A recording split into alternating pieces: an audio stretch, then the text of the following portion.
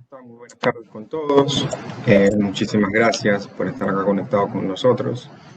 Agradecer por la oportunidad de poder conversar con ustedes y poder, más que nada, traer al presente aquellas indicaciones relacionadas a colecistitis aguda que en cierta oportunidad se tornaron un poquito en discordia, por así decirlo, en relación a qué pacientes sí tenemos que operar y a qué pacientes no, y más que nada relacionado a neta y exclusivamente el proceso de la pandemia por el cual estamos cursando. Les voy a compartir unas diapositivas que tengo realizadas para que ustedes puedan visualizar un poquito mejor y comenzar con la charla. ¿Me confirman, por favor, si pueden ver las diapositivas?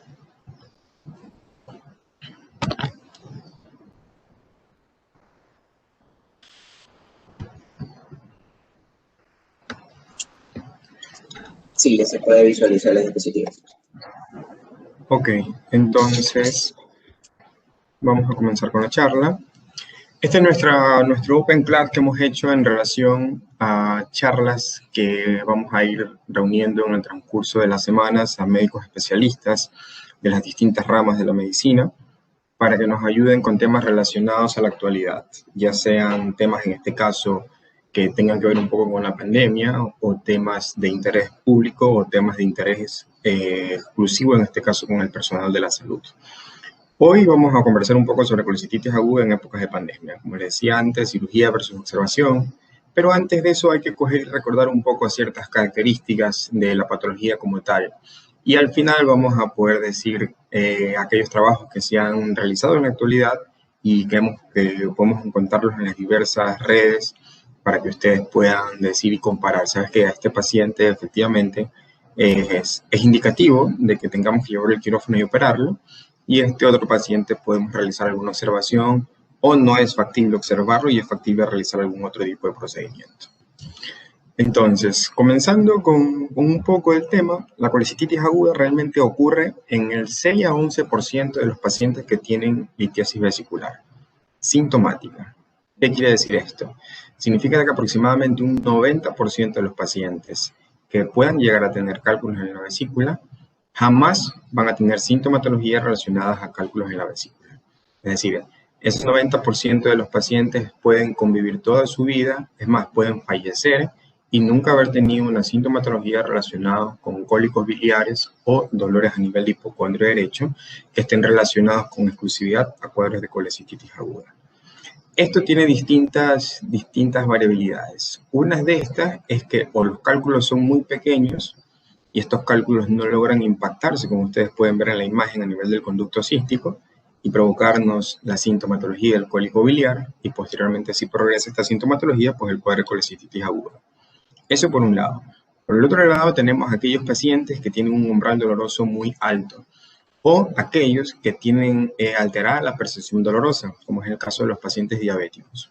En muchas ocasiones, los pacientes diabéticos, al no tener una adecuada percepción dolorosa, estos pacientes suelen cursar con episodios de cólicos biliares, pero al no tener una sensación de la percepción dolorosa lo suficientemente adecuada, ellos van a tener un episodio no doloroso y no lo van a relacionar con exclusividad a un cólico biliar. Y estos pacientes en particular son los que posteriormente realizan cuadros de colecistitis crónicas que se reagudizan, es decir, cuando ya tenemos un absceso vesicular o cuando tenemos una gangrena vesicular, o en su defecto cuando los pacientes tienen síndrome de respuesta inflamatoria sistémicas, sepsis o shock séptico. Pero cuando hablamos de colecistitis aguda, nosotros tenemos que recordar lo siguiente. Siempre que se diga colecistitis aguda, nosotros nos tenemos que meter en la cabeza, es una inflamación aguda de la vesícula biliar que va a estar originada en su mayoría de las veces por presencia de cálculos que están dentro de las vesículas. ¿Por qué digo en su mayoría? Porque existen condiciones en las cuales nosotros los pacientes pueden realizar colecistitis aguda sin presencia de cálculos en la vesícula, como es el caso de aquellos pacientes que pasan y permanecen mucho tiempo en las unidades de terapia intensiva, y producto del ayuno prolongado, estos pacientes pueden llegar a realizar cuadros de colecistitis agudas alitiásicas. En su defecto, también hay pacientes que están recibiendo, por ejemplo, tratamientos por algún tipo de cáncer a nivel del hígado y reciben quimioterapia transarterial. Esos pacientes también pueden llegar a ser colecistitis aguda, no relacionada con presencia de cálculos, pero sí producto de una reacción medicamentosa que provocó la colecistitis aguda. Entonces, cuando decimos colecistitis aguda, lo primero que se nos tiene que meter en la cabeza es una inflamación aguda de la vesícula con presencia, lo más probable, de cálculos a nivel de ella que me está ocluyendo el conducto cístico y por esto la vesícula se nos está inflamando. Pero quizás este no sea el problema más grande. El problema más grande es que en muchas ocasiones los pacientes que tienen colecistitis aguda pueden tener un enclavamiento de una piedra a nivel del conducto cístico, pero esa piedra en muchas oportunidades se suele, al momento de que la vesícula se desinflama, se desenclava el conducto cístico y puede retornar a nivel del fondo de la vesícula. Y esos son los cuadros que se les denominan los cólicos biliares. Si este cálculo permanece durante un tiempo prolongado, es decir, más de 8 horas enclavados a nivel del conducto cístico, estos pacientes desarrollan colecistitis aguda. Pero si en el supuesto no consentido, estas piedras son lo suficientemente pequeñas para poder migrar a través del conducto cístico y localizarse a nivel del conducto colédoco, ahora vamos a tener un paciente que, aparte de tener cálculos a nivel de la vesícula, está teniendo un proceso que se denomina coledocolitiasis, que es la presencia de cálculos a nivel del conducto colédoco. Si el acúmulo de esos cálculos es demasiado grande y logra obstruir la vía biliar principal, en este caso es el colédoco, ese paciente desarrolla una patología que se llama coledocolitiasis. Y si por obvio motivo esa bilis que está estancada a nivel de la vía biliar principal se infecta, hay población bacteriana, el paciente desarrolla un cuadro que se llama colangitis. Y si un calculito de esos logró migrar un poco más y nos tapó la ampolla de Vater, que es el sitio donde desemboca el conducto pancreático principal hacia a nivel de la segunda porción del duodeno, los pacientes desarrollan cuadros de pancreatitis de origen biliar. Entonces, todas estas son las características primordiales que hay que tener presente cuando hablamos de colecistitis. Todas estas son las cosas que tenemos que tener presentes ante la presencia de un cálculo en la vesícula que puede llegar a migrar o no y que se nos puede llegar a presentar con las diferentes complicaciones. Posteriormente, cuando nosotros ya tenemos un paciente con un cuadro de colecistitis aguda, otra cosa que tenemos que tener en la cabeza es la evolución histopatológica en función al tiempo el cual el paciente permanezca con su patología. Cuando los pacientes llegan a las salas de emergencias y son patologías agudas como tales, es decir, el paciente ha tenido su primer episodio doloroso de dolor a nivel de hipocondrio derecho, que está relacionado con síntomas y síntomas de colecistitis aguda, si estos pacientes tienen desde un periodo desde las 24 horas hasta máximo los 2 primeros días, esos pacientes van a tener un cuadro histopatológico que se denomina colecistitis aguda edematosa, que significa que las paredes de la vesícula, a medida de que el proceso obstructivo progresa en el tiempo, esas paredes de la vesícula se van a inflamar. Y a medida que se van a inflamar, va a haber una mayor captación de líquido intersticial en sus paredes, una mayor dilatación capilar y linfática, por lo tanto la pared de la vesícula va a tornarse muy edematizada. Y aquí existen diversos estudios que nos van a decir la posibilidad de poder diferenciar en aquel paciente que tiene una colecistitis aguda y aquel paciente que tiene una colecistitis crónica, por ejemplo. En la actualidad, el uso de ecografía Doppler nos permite poder diferenciar estos pacientes entre agudos y crónicos. La característica de ambos es de que tanto el paciente agudo como el paciente crónico tienen la pared vesicular engrosada.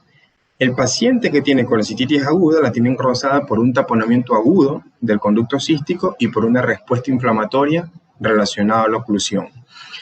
Y esa pared que va a estar edematizada, como hay un aumento de la capilaridad, va a tener un aumento del flujo sanguíneo alrededor de la pared. Por lo tanto, si utilizamos una ecografía Doppler en un paciente que tiene una colecistitis aguda, lo más probable es que encontremos que la pared vesicular va a estar hipervascularizada. A diferencia de aquel paciente que tiene una colecistitis crónica. Este paciente tiene su pared edematizada, pero tiene su pared edematizada por fibrosis que se ha producido a lo largo del tiempo, producto de obstrucciones a repetición a nivel del conducto cístico.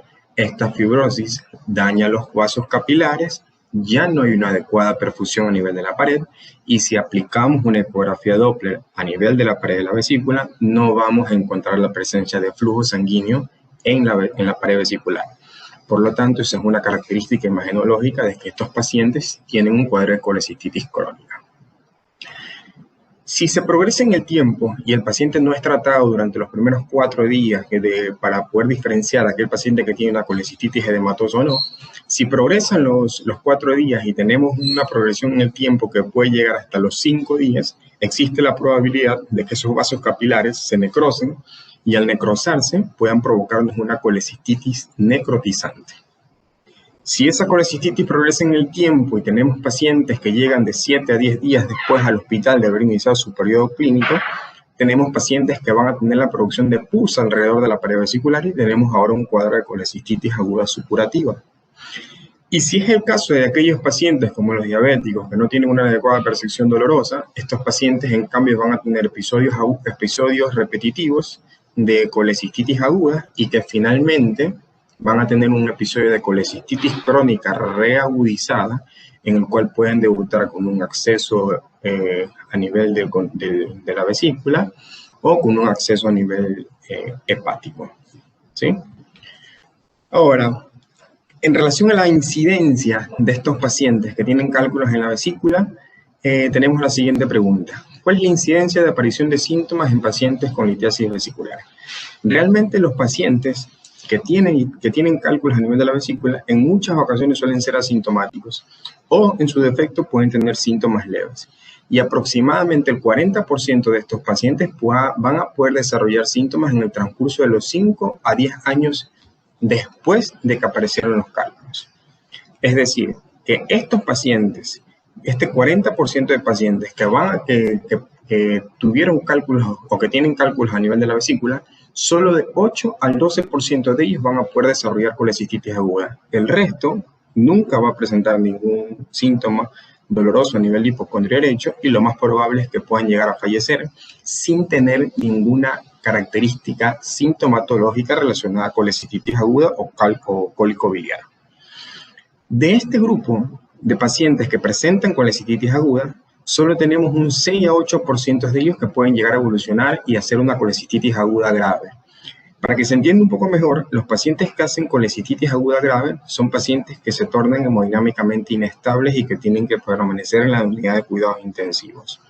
La colecistitis aguda en relación a su estado hemodinámico se lo clasifica en la actualidad en leve, moderada, grave y severa. Los dos últimos grados, que son la grave y la severa, son pacientes que tienen que permanecer en la terapia intensiva porque han desarrollado sepsis, shock séptico y su condición hemodinámica no permite que se tenga un tratamiento agresivo como se puede tener en las otras dos estancias, como es el caso de la colecistitis aguda leve y colecistitis aguda moderada, que más adelante lo vamos a poder conversar un poco mejor. La siguiente pregunta sería, ¿cuál es la etiología y el mecanismo por el cual ocurre la colecistitis aguda? La mayor parte de las causas, como ya lo hemos conversado en minutos anteriores, va a ser la obstrucción del conducto cístico por cálculos a nivel de la vesícula biliar. Y esta obstrucción ocurre en el 90 al 95% de los casos de los pacientes que tienen colecistitis aguda. Es decir, que existe un rango que va desde el 10 a un 5% de pacientes que puedan llegar a ser colecistitis aguda alitiásica, ya sea por medicamentos, o ya sea por ayunos prolongados, o ya sea porque han estado en la unidad de terapia intensiva y han tenido una respuesta inflamatoria sistémica muy alta.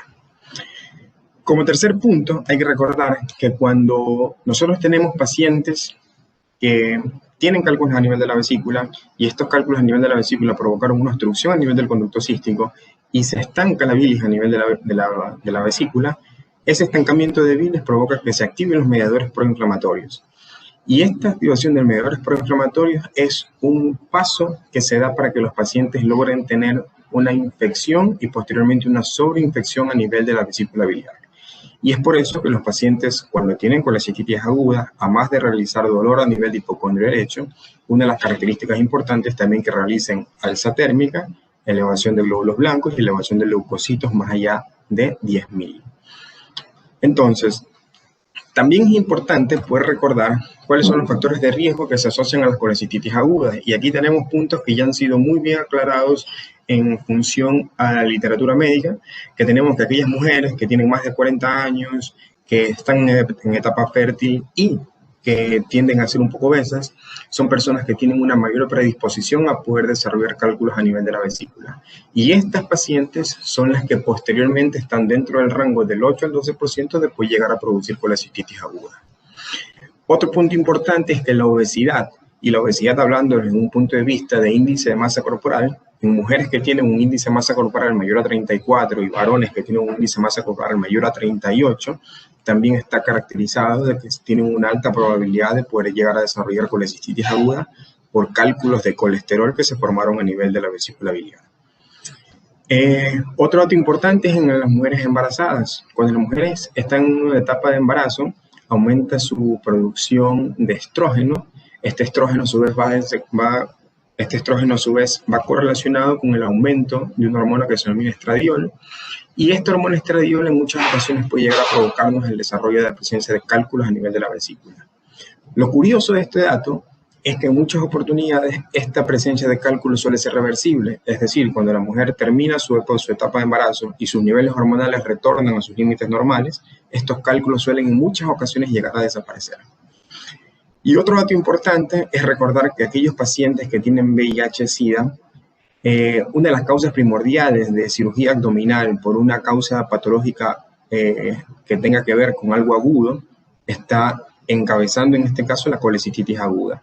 Y en muchas de las oportunidades, estos pacientes que tienen colecistitis aguda, el patógeno que ha provocado la infección, en este caso de la vesícula biliar, suele ser el citomegalovirus y el Cryptosporidium. Ahora, ¿cómo se puede realizar el diagnóstico de colecistitis aguda? Y aquí hay muchos datos.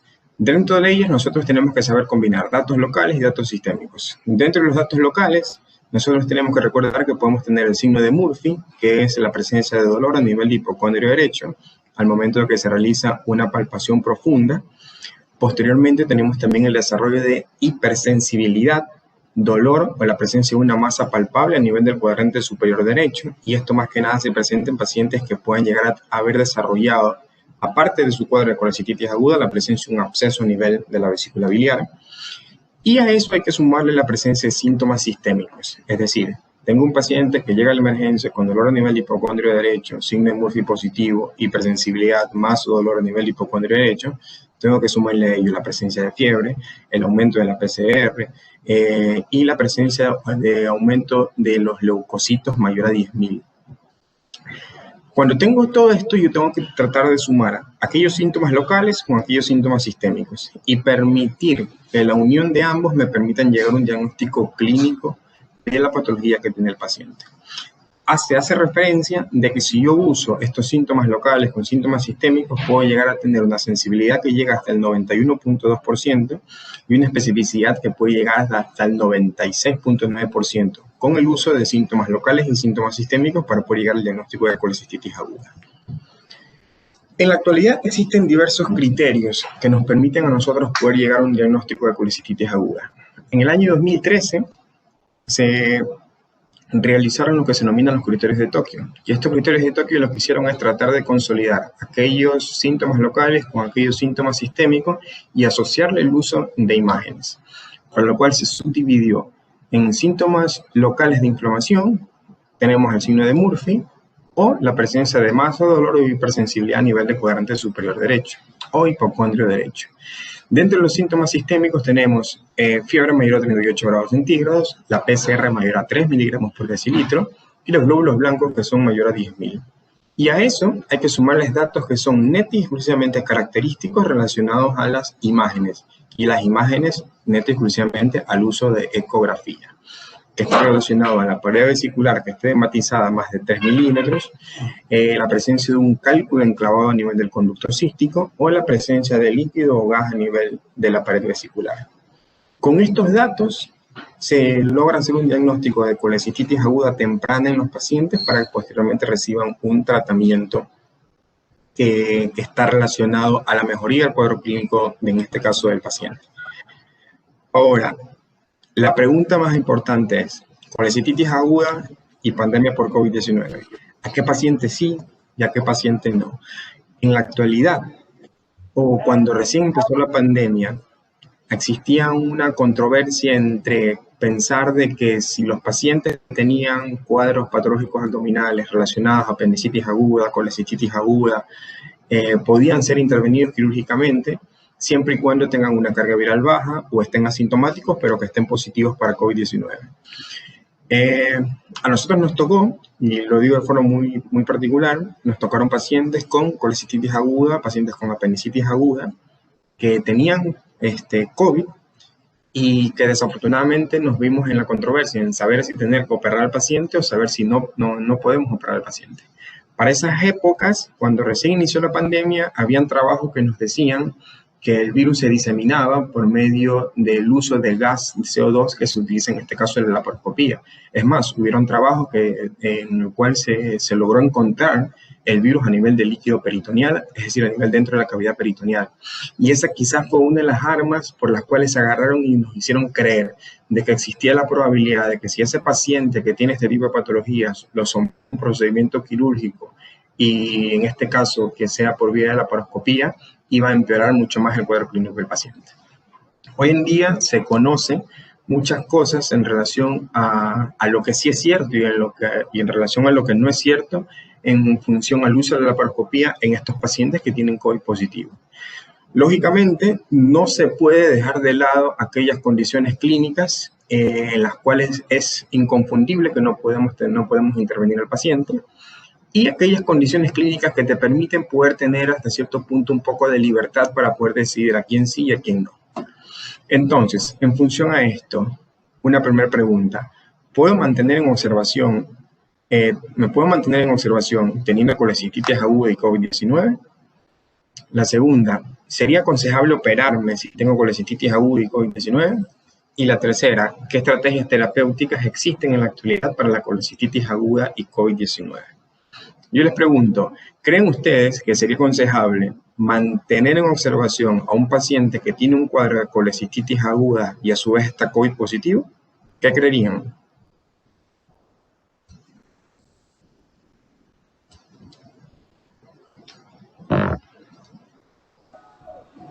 Pues sí, ¿no?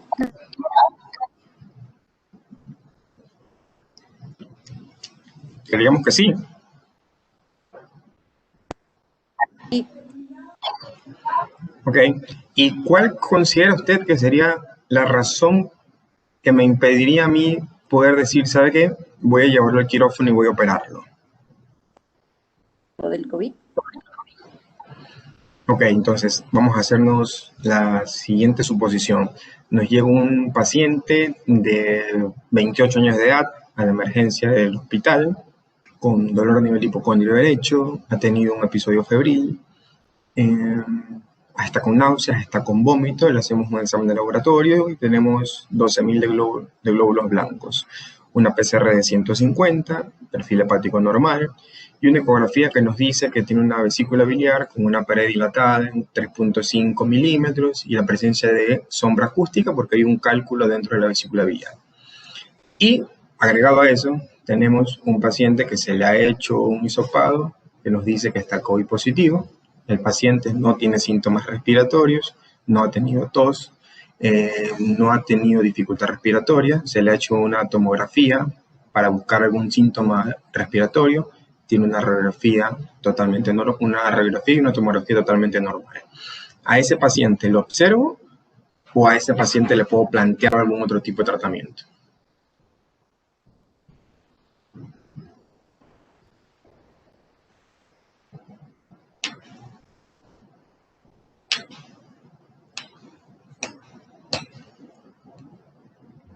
¿Qué creen?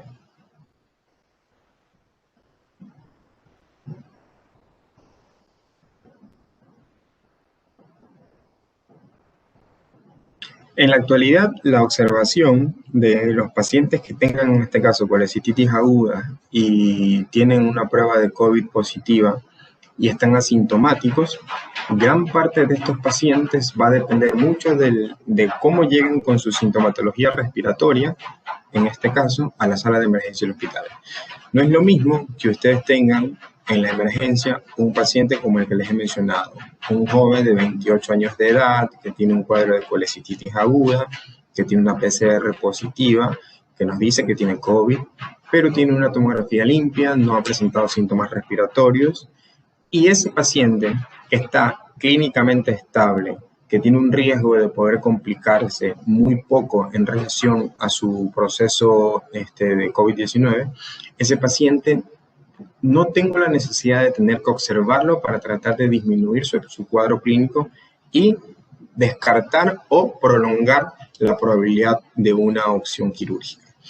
La observación en los pacientes que tienen COVID-19 está relacionado neta y exclusivamente con el desarrollo, primero, de síntomas, signos y síntomas que provoquen inestabilidad hemodinámica, porque en épocas en las cuales no tenemos pandemia, a estos pacientes que tienen colecistitis aguda, también hay pacientes que son candidatos para operarse y pacientes que no son candidatos para operarse. Por ejemplo, aquellos pacientes que tienen colecistitis aguda que no son candidatos para operarse, son aquellos pacientes que tienen colecistitis agudas graves o severas. Esos pacientes, si tienen un episodio grave o severo, significa de que su respuesta inflamatoria sistémica está muy alta. Y una de las condicionantes que no se puede quebrar dentro del ámbito quirúrgico es de que nosotros no podemos, teniendo un paciente con una respuesta inflamatoria alta, generar otra respuesta inflamatoria con la cirugía. Porque aunque ustedes no lo crean, la cirugía, independientemente cuál sea, ya sea por vía laparoscópica o ya sea por vía abierta, provoca una respuesta inflamatoria que es normal y que se genera producto de la cirugía. Entonces, si estos pacientes están con una colecistitis grave o severa y yo le asocio una respuesta inflamatoria provocada por la cirugía, son pacientes que van a tener una mortalidad muy alta que puede llegar hasta el 75-80% de los casos. Entonces, en esos pacientes, cuando no existía el COVID, decidíamos no operarlos y decidíamos observarlos, mandarlos a la terapia intensiva. En la terapia intensiva, comenzar un tratamiento antibiótico, comenzar a hidratarlos y comenzar a darle analgésicos. Y lo máximo que podíamos llegar a hacer es drenar esa vesícula mediante catéteres percutáneos, permitiendo así que salga toda esa bilis que esté infectada, enviando a hacer cultivos y dando antibiótico-terapia empírica en miras de que el cultivo cuando llegue yo pueda hacer una rotación de antibióticos si el caso así lo merita. Pero en estos pacientes que tenían colecistitis aguda grave o severa, antes del COVID no los operábamos, los llevamos a la UCI y le colocábamos un catéter a nivel de la vesícula. En el advenimiento del COVID-19, esto se sigue manteniendo, pero se asocian otros datos que están relacionados con exclusividad a la parte respiratoria.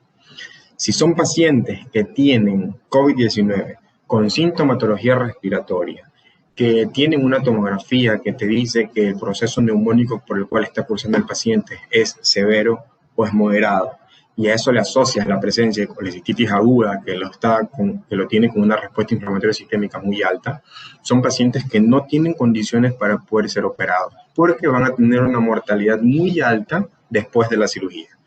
Entonces, en estos pacientes, aparte de tener que llevarlos a la terapia intensiva para el control de su parte respiratoria, también los voy a llevar para el control de su colecistitis aguda.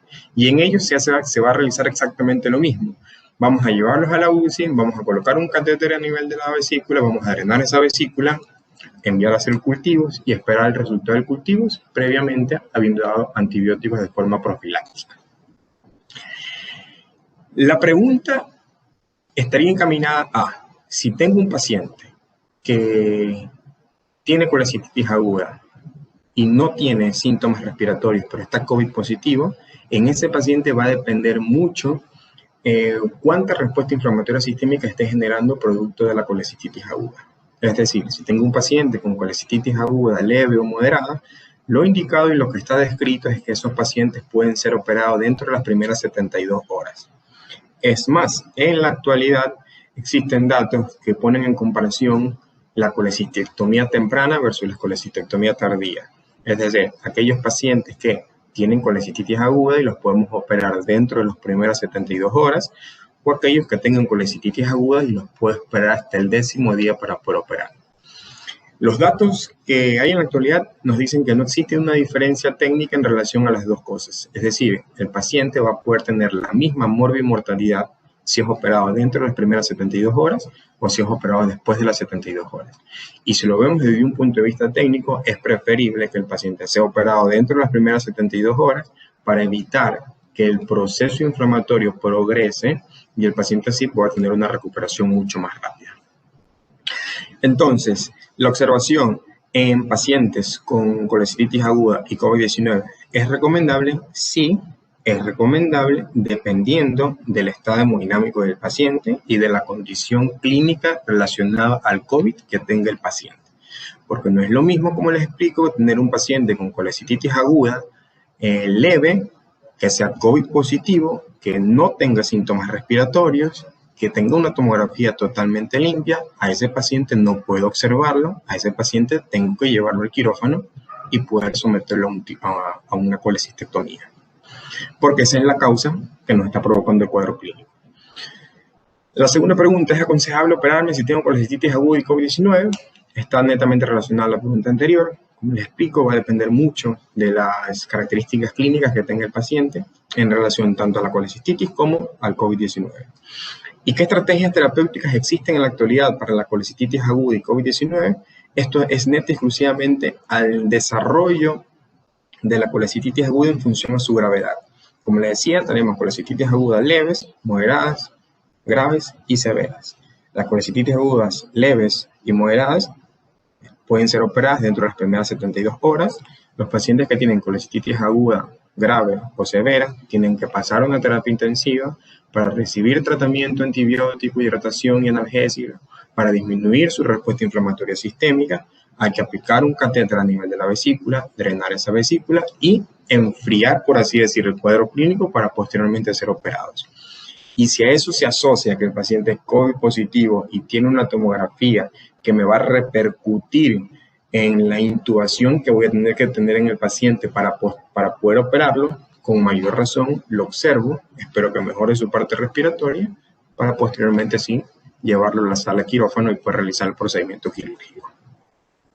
Este es un estudio que salió en junio del 2020, en el cual tomaban relación a aquellos pacientes que tienen colecistitis aguda durante la pandemia del COVID-19. Y se hizo un estudio multicéntrico en diversos hospitales a nivel de Estados Unidos, en los cuales tomaron en relación todo lo que les he mencionado.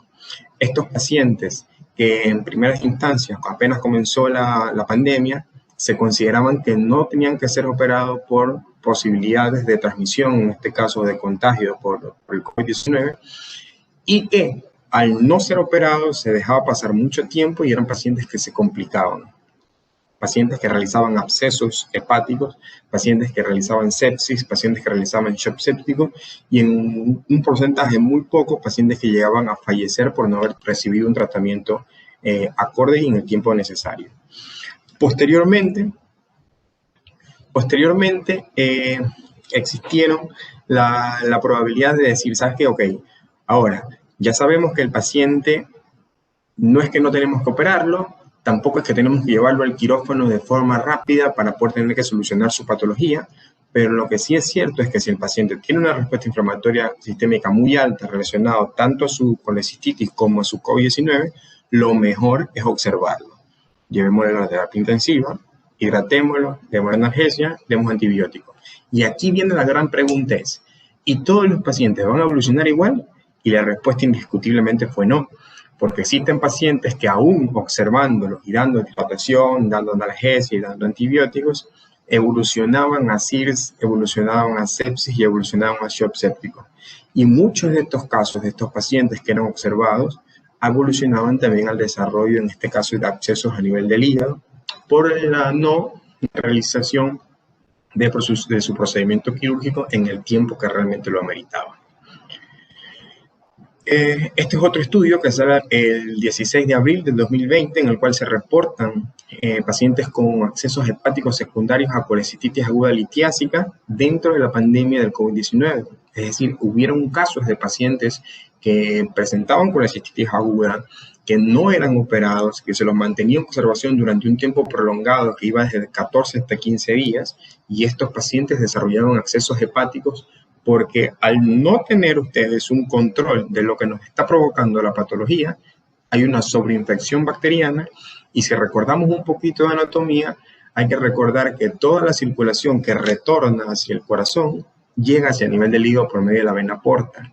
Y a nivel de la vena porta, si ustedes tienen una sobreinfección bacteriana, va a llegar esa sangre venosa al hígado y nos puede llegar a provocar accesos a nivel del hígado. Y son los llamados accesos hepáticos.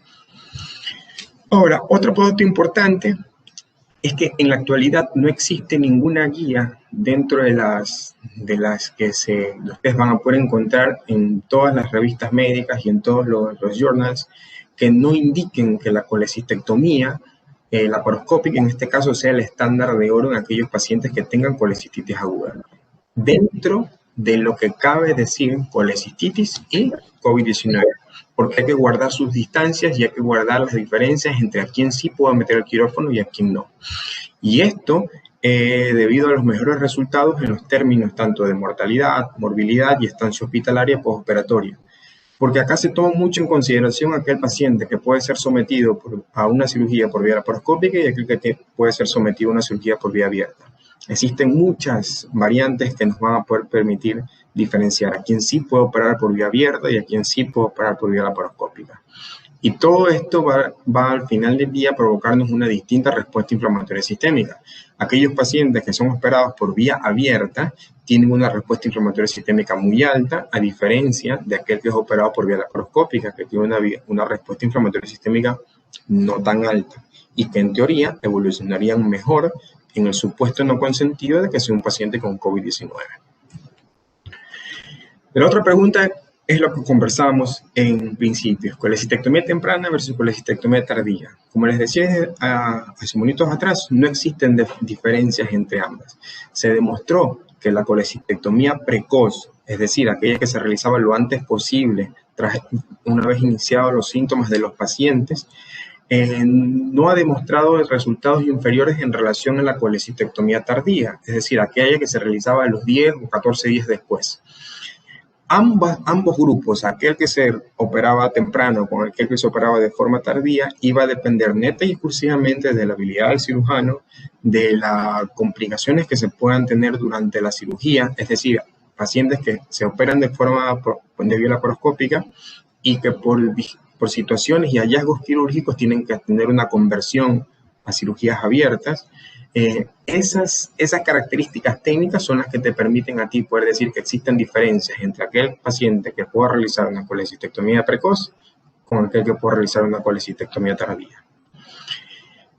Y en el caso de los pacientes graves, tenemos que las guías italianas en relación a la colecistectomía y todas las guías estadounidenses que existen en la actualidad, el Colegio de Gastroenterólogos y el Colegio de Cirujanos Laparoscópicos de Estados Unidos, todas indican que los pacientes que tienen colecistitis aguda grave y severa no pueden ser intervenidos quirúrgicamente debido a su respuesta inflamatoria sistémica muy alta. Y que lo ideal en estos pacientes es el drenaje percutáneo de la vesícula biliar. Posteriormente, el cultivo de este líquido que está dentro de la vesícula para poder realizar la rotación del antibiótico. Sin embargo, es importantísimo también que tengan presente de que no todos los pacientes evolucionan de la misma manera y que no todos los pacientes pueden llegar a tener la misma respuesta posterior al uso, en este caso del drenaje percutáneo.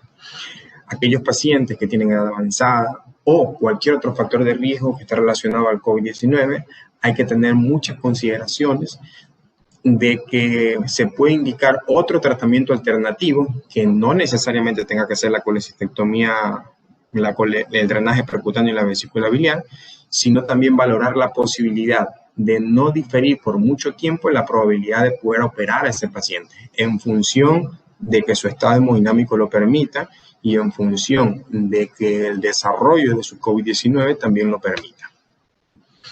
Y finalmente, llegamos a las conclusiones es de que el tratamiento gold estándar de la colecistitis aguda es y va a ser durante mucho tiempo la colecistectomía laparoscópica, es el gold estándar, los pacientes se recuperan mucho más rápido, llegan a su casa mucho más rápido, la cirugía tiene un rango de tiempo que no va más allá de los 60 minutos, la estancia hospitalaria es de 24 horas, después de haber sido intervenido el paciente, retorna a su casa. En países del primer mundo, los pacientes son operados hoy y son dados de alta hoy, pero en horas de la tarde o noche el mismo día de la cirugía, y nos permite que los pacientes puedan tener una recuperación mucho más factible. Como segunda conclusión, tenemos que los pacientes con COVID-19 hay que valorar la posibilidad de iniciar un tratamiento conservador en función, como les explico, de las características y condiciones clínicas que tengan estos. Tercero, que los pacientes con COVID-19 y colecistitis aguda que estén hemodinámicamente estables y que no tengan sintomatologías respiratorias son aptos para poder realizar un procedimiento laparoscópico a nivel de la vesícula biliar para solucionar su procedimiento de colecistitis aguda. Y como cuarto punto es que los pacientes graves se prefiere iniciar con tratamiento conservador, es decir, llevarlos a la terapia intensiva, hidratarlos, dar analgesia, dar antibiótico, plantear un drenaje percutáneo de la vesícula y esperar a que responda de manera favorable. Si no responden de manera favorable, nos vemos tentados en la posibilidad de tener que realizar un procedimiento laparoscópico para tratar de sacar gran parte de lo que nos está provocando la respuesta inflamatoria sistémica. Y esto es en relación al tema que les he traído el día de hoy. No sé si tengan algún tipo de pregunta para poder solucionarla y darles contestación.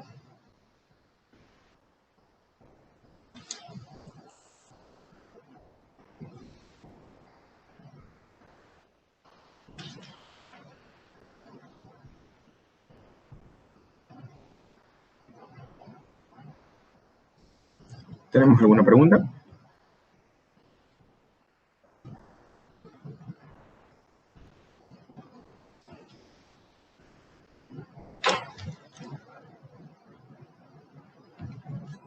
No tenemos preguntas. Ok.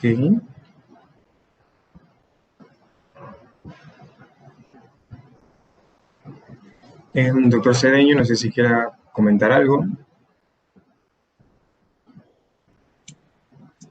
Gracias, doctor Andrés. No, nada, una vez más agradecerle por su participación en esta Open Class de Genios Educativos, muy enriquecedor su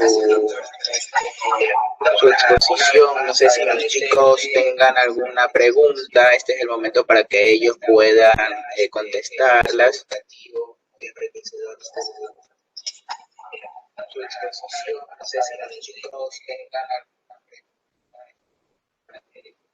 Hola. Buenas tardes, doctor Cedeño. Buenas tardes, doctor Cedeño. Hola.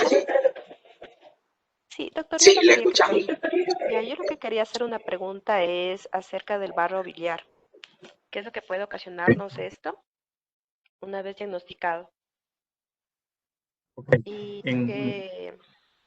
Y cómo decir, ¿qué tratamiento podríamos darle? Ok. Gracias, doctor. De nada. En relación al barro biliar, va a depender mucho de la consistencia del barro biliar que se presente a nivel de la vesícula. Existen pacientes que cuando se realizan estudios de imágenes, porque han decidido realizarse exámenes generales, por ejemplo, van a su seguro médico, y su seguro médico les solicita que se realicen exámenes de sangre y exámenes de imágenes. Se realizan exámenes de sangre, ven que todo está perfecto, y se realizan, en este caso, ecografías, radiografías o cualquier otro estudio, y encuentran como hallazgo imagenológico la presencia de barro biliar a nivel de la vesícula. La presencia de barro biliar en la vesícula no determina la probabilidad de que usted vaya a tener cálculos en la vesícula. Es exactamente proporcional a la probabilidad de que si usted tiene cálculos en la vesícula le vaya a dar colecistitis aguda. Es decir, que la presencia de ese barro biliar, en función de cuán denso pueda ser y cuán denso pueda permitir la unión entre el mismo y llegar a formar un cálculo, ahí ya estaríamos hablando de la posibilidad de que ese cálculo en algún momento pueda llegarnos a provocar un cuadro doloroso relacionado a un cólico biliar que pueda llegar a evolucionar o no a colecistitis aguda.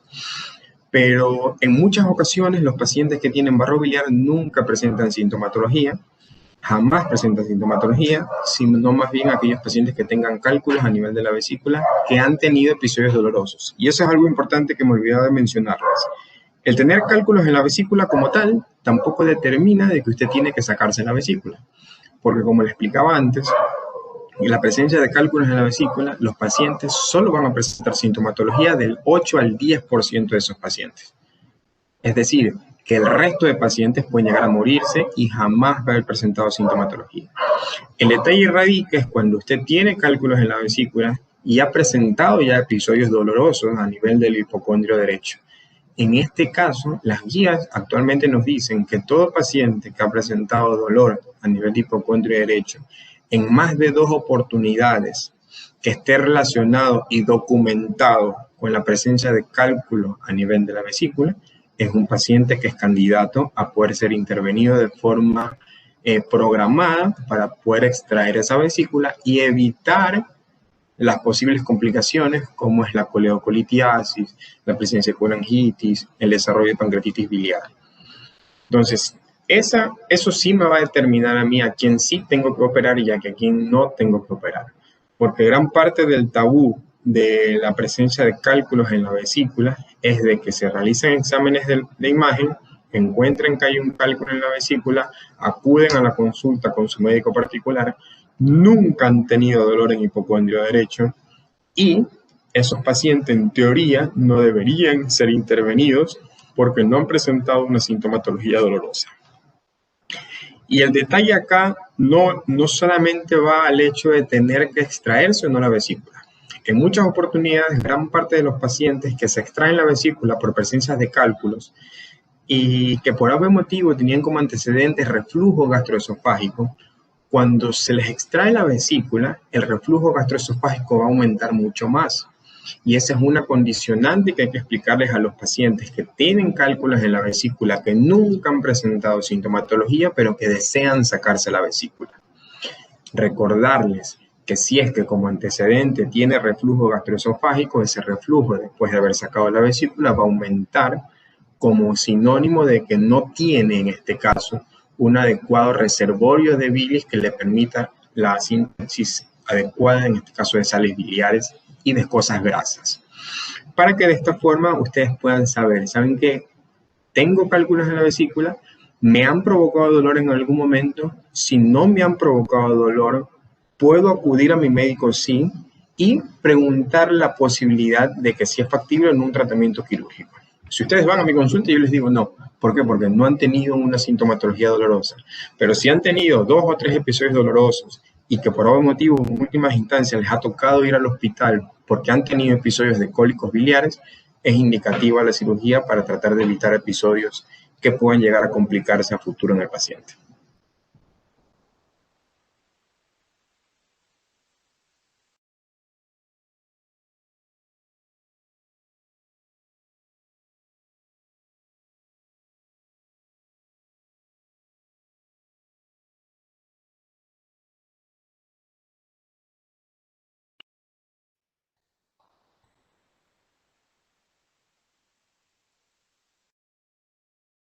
Andrés, ¿ya pudiste conectarte? Sí, no sé si me escuchan. Sí, sí se te logra escuchar. Bueno, pido disculpas, hubo un error técnico acá en casa, no sé qué pasó, nos quedamos sin internet durante unos minutos. Lo que les decía, agradecerles por la oportunidad de estar acá con nosotros en este primer Open Class que hemos realizado. La idea es tratar semana a semana, poderles brindar un tema que sea de interés tanto para personas naturales que estén en casa y que puedan, en este caso, acudir, ver el video, solucionar preguntas que puedan tener y patologías que puedan tener en relación a las que vayamos a estar conversando, y de esa forma podamos tener una retroalimentación positiva entre ambos lados. Lo que les comentaba también es que la próxima semana va a estar con nosotros el doctor Omar Rivera, que es cirujano general, laparoscópico y es especializado en México en cirugía bariátrica. Él nos va a traer un tema bastante interesante en relación a obesidad, COVID-19 y opción a hacer cirugía bariátrica, para que ustedes puedan llevarse una idea clara también de qué hacer en esas situaciones, de si me puedo operar o no, si es indicado mi cirugía o no, y si tengo COVID y quiero hacer una manga gástrica, qué complicaciones puedo tener o no. Entonces, agradecerles una vez más. Esperamos poder contar con ustedes para el próximo día sábado. Y si no hay más preguntas, pues me despido, esperando que tengan un muy buen fin de semana.